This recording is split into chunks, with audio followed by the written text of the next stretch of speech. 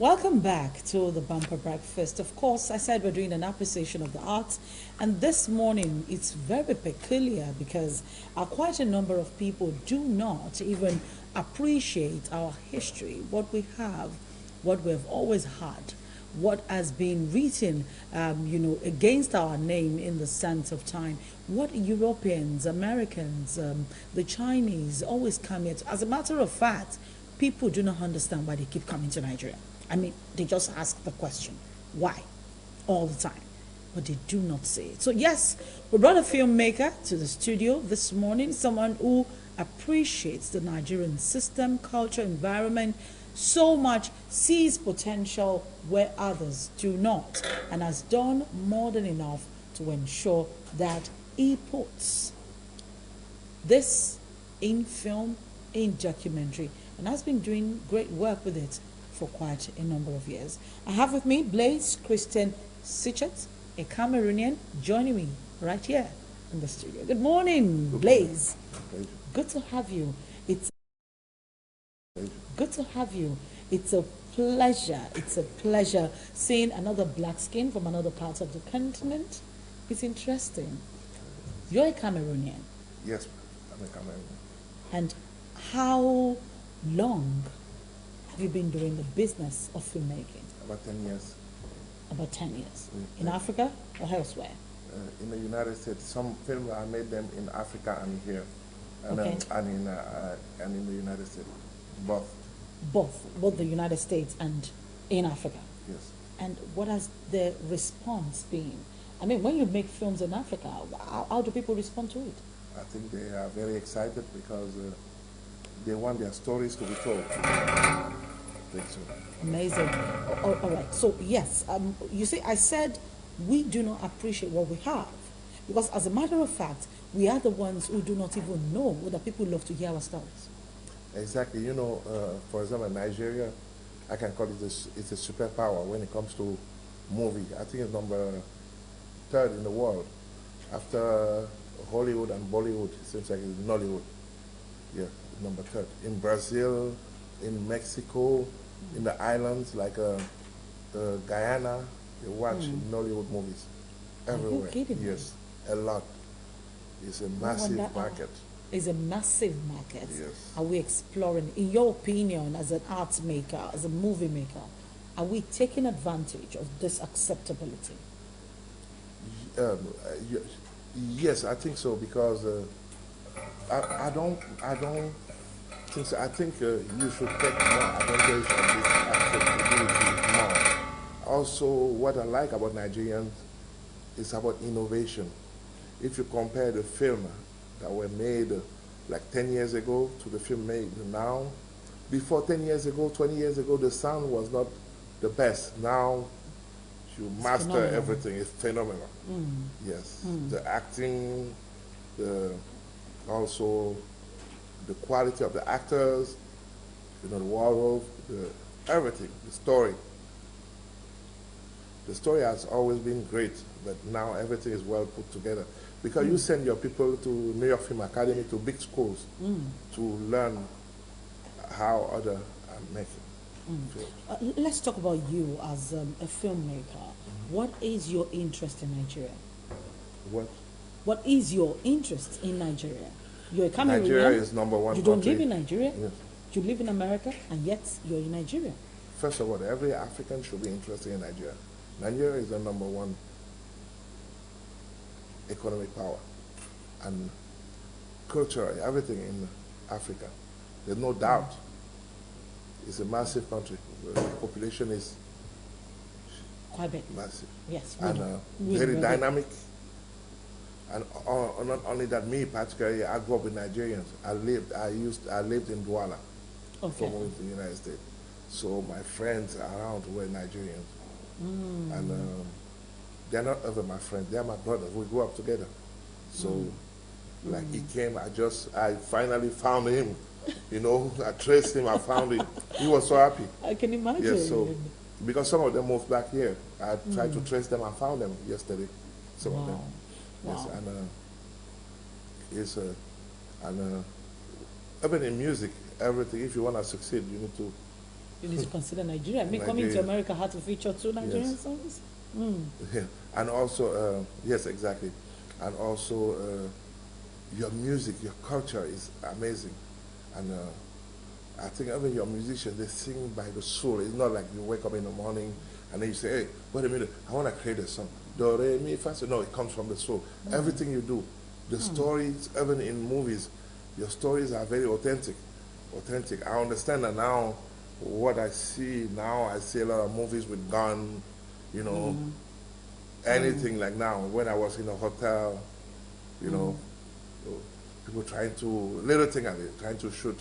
I think that what I suggest, that's just my little modest advice, is to come back to the originality of Nigeria, the way they were doing movie.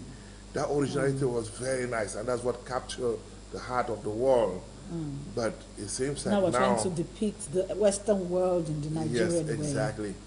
And then, but the quality, the technical quality is, the more you are enhancing it, improving it, the technical quality, but at the same time, your scenario kind of become more occidentalized, kind of approach to Hollywood.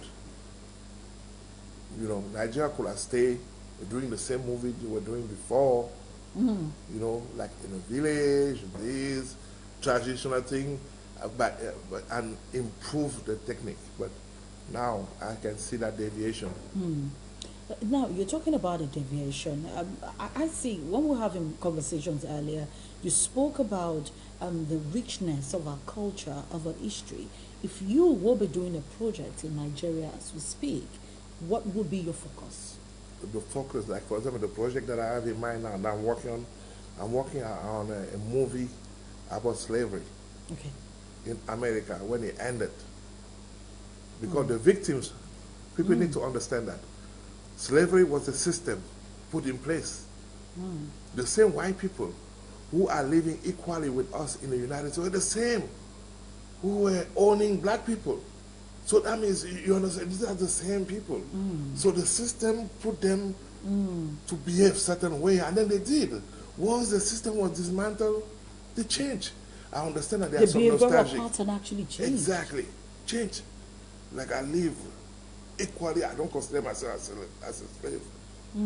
Like maybe if I did come in the 18th century, I'll be like with the rope or anything. I'll be behaving like that. Okay. So what I'm saying is that about the movie is that I'm trying to, in that movie, the great grandmother, before she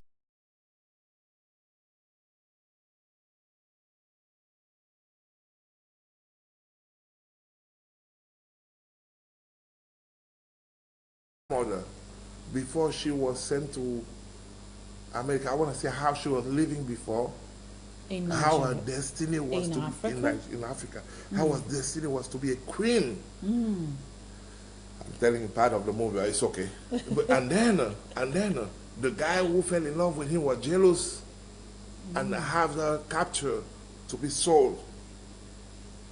Makes sense? So how the great grandmother, how a woman, a slave woman, is behaving totally different compared to other slaves. Because her great grandmother, before she died, told her that she was supposed to be A princess, a princess, a queen, but that was stolen by somebody. By accident, she became a slave. But other slaves don't know that. And you can see that when you educate, that's what African American needs to know, that we educate them that they were supposed to be the great grandsons of queens and kings, okay, to boost their self-esteem, not to be afraid of the white man, okay. Wow. Yes, we're appreciating the culture and the way of life of the Africans. And we're talking about arts this morning. Brings me to another idea. You live in the United States, and a lot of people change their skin color. Yes, We had a conversation yesterday, very strange. yes, You looked at my skin and you're like, this is the way a black woman should look. yes. Talk to me, as an African man, when you see us changing our color, what comes across to you? I think that it comes sometimes from our parents. I will tell you something. My mother, who just passed away, I love her to death. she used to make a joke with me saying that I'm the darkest. Look at you, so black, you know. So that can bring a complex of inferiority. It depends on the environment, how we perceive it, and how we perceive, for example, the white. White usually is purity. The white man is not really white; it's pink or whatever, you know. And we are not black. We are not. We are brown. Unless you are in Sudan or whatever, because these guys are black like tire. Okay, or maybe Chad or something. Blaise, oh really? No, I'm telling you the reality. Don't worry, you're the one making films all over. When you get there, tell them they're black. They'll catch you. Yeah. They will show you exactly what a black man I consider myself brown. I consider myself brown too, but Brown. the shade of brown versus the Dark shade brown. of brown. So dark brown, okay. Yeah. So lighter and brown, Nollywood, dark brown. Nollywood also is encouraging that. Sorry, I don't mean to. I didn't come to Nigeria to say anything. Okay. Please don't withdraw my passport, my visa, or whatever. Okay. Don't worry, we won't do that to you. So what I'm saying is that Nollywood encourage that. If you look at many Nollywood movies, most main characters are light-skinned women, or the one with your color that bleach your skin. And also the ones we used to know as my color, who Yes. have now become yeah, two shades, and 3, then 4, 5 women now, like shades you, away. for example, with the immense talent that you have. Imagine you try to be a journalist, and then you realize that all television stations, all maybe producers, they need light-skinned people. Sometimes the pressure to reach their goals. Second thing too is like in Ghana. Look at Ghana. I'm telling you Ghana, I realize that with Ghana people, because I used to work with some Ghana people, when they have a children with a white woman or Lebanese or whatever, they kind of display that child a lot. Like, oh, this is my son. This is my son. So, light skin. so it is like the poster child of everyone. Look at the stars in Ghana. Who are they? Van Vicker, Maji Michel. I don't know. He's Chinese. The or yellow what? ones. Half. I don't know. This is my friend. I know. I'm just He's my saying. friend. Don't diss him. He's my friend. He's a very nice So, guy, by the way. He is my I gym met worker. him many times. But you know he's a really nice guy. Oh, the best. But, Very but don't humble. worry, we know that he's an African. Yes, I know. But you say Van Zesha? Vicker, Maji Michel, and all, even in Liberia, you will see all this mix. They put them front. They push them forward. Forward. And then keep the darker ones back behind. To the people who are lucky, like John DeMolo, that's a miracle. Or maybe Desmond Elliot, that's a miracle for him to be a star. It's a miracle. It's because they are so good. Which I met all of them. So really, you mean that we have to, because the color of our skin, you have to work extra hard Yes, to be recognized yes, and accepted. yes. To see somebody like Desmond Elliot, you have to be a star talented. Somebody like Van Vicker, he's already light skinned, he's a mix or whatever. Gets That's the put. they put him as a poster child of every Yes. of films, of movies. And I think the number of movies Van Vicker did between the time he came into power, he came into limelight, and the time he decided to withdraw a bit, were so many. I could not imagine. It was as if he was the only actor there. Yes, because he's light skinned. That's only not because he's talented. But when the Americans feature Africans in their movies, they look for the people with the dark skin. Isn't that a true Yes. picture of what an African? Yeah, because Africans before they came to the United States, all these white people, they were ripping off. They were myself. Because my hairs are curly. I guess a white man did rape my one of my great grandchildren. I don't know why my hairs are curly. Oh, your hair is curly. Yes, because I'm Your hair really is not curly. as strong as ours. It's curly. But you have curly hair, so Yeah, maybe I you can should color grow. it out, Maybe you yeah. should just grow it out and make it long so that Yeah. you look like them more. So what I'm saying is that, I'm sorry. What? No, we're talking more about the skin color. When Yes. they feature us in their movies, they really look for the darker skin. Yes. Let me tell you what. There's one lady, I don't want to say her name, she's in the United States. When she just opened a Facebook page, that was in 2003, she was just like you and I. I know I'm more dark, I'm much darker. Okay. I'm more proud to be black than anybody else. Okay. 2005, 2010, now she's white. What? Yes, now her skin is white progressively. Progressively. So, Does that make her more acceptable there? Or is it a perception just in the mind? before it used to be like that. I think now people don't care anymore. I think now it's about talent. It's about the It's talent. about talent. And that's But exactly. go watch a movie. Even the Yoruba movie, go watch it. You will see that all these Exactly, the landscapes. Yoruba movies. I know when you said Yes. Nigerian movies, they're usually yellow. I saw a post by one of the admires in the industry, in the Yoruba movie industry this morning on Instagram, a short video he did. And ladies peeping, into the video, making fun with him, she used to be dark. Yeah. She used to be dark. She used to be as dark as I was. Exactly. And today I'm looking at her and she's yellow. And I'm like, Yes, and also something also to mention. Too much makeup is not good. You guys are trying to be stars. You put too much makeup, nobody will remember you. You're going to change. I like to be remembered. I remember I turned down my first movie, as an actor. They were paying me a lot of money. They asked me to be a ghost. I said, I'm going to be doing, And I said, hey, I'm doing movie to be a star. Who's gonna want to shake my hand? if you're a ghost. Second movie, they say I need to be walking in the mortuary to shake all these dead people. I said, who's gonna shake my hand? Who's gonna do that? I can't be star that way. All right. The third movie, they wanted me to be a football player, running, doing the touchdown. I say I need to remove the cast on my head so they see me that I'm the one scoring a lot. They say I want the helmet on my head. All right, we'll be talking to Blaise Christian Sitchet. I know you have a project coming up, and I'm looking forward to when you come back here.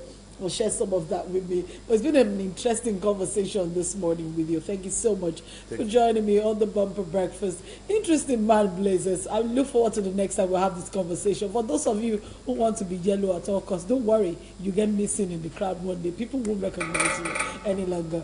But Community Report comes up next on the Bumper Breakfast. Don't go away. Kayo Diallo is right here in the studio with me.